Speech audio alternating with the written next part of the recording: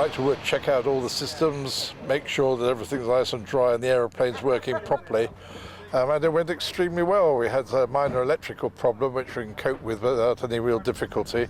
But generally speaking, the aeroplane's in fine shape, having been kept warm and dehumidified during the winter months. Well, I first flew the Victor in 1961, and I ended up in my flying career flying every mark of Victor, the Mark 1, 1A, Mark 2 bomber, Blue Steel aeroplanes, before flying the tanker version. And in fact, this particular aeroplane I collected from the manufacturers in 1964, I think it was, and then I did my last operational trip as officer commanding 55 Squadron in this particular aeroplane.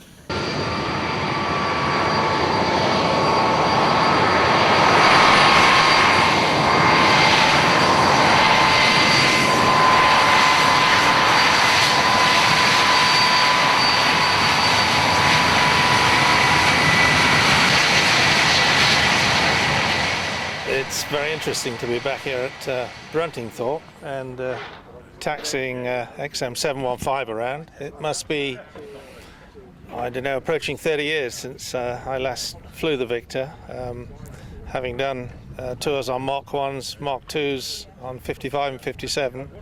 I latterly still flew the Mark 2 Victor at Boscombe Down while I was test flying. But it's nice to come back, and very good run today.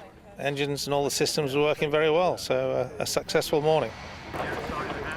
I always enjoyed the Victor right from the earliest Mark 1 days. That struggled to get into the air, but once in the air, flying-wise, handling qualities-wise, it was a very nice aeroplane to fly. Mark 2, with the extra power, of course, gave us the ability to go further and higher. And with a lot of excess power, it to some extent made the art of refueling somewhat easier at times. Having said that, filling to full as we were on the Black Book raids and what have you, the CG, the centre of gravity, comes forward, so the aeroplane always becomes heavier to fly, and it's quite a physical effort when taking on, say, a maximum unload of 50,000 pounds. But I always enjoyed flying, particularly in the crew concept of 5 guys and essentially always somebody to go with to the bar afterwards for a beer.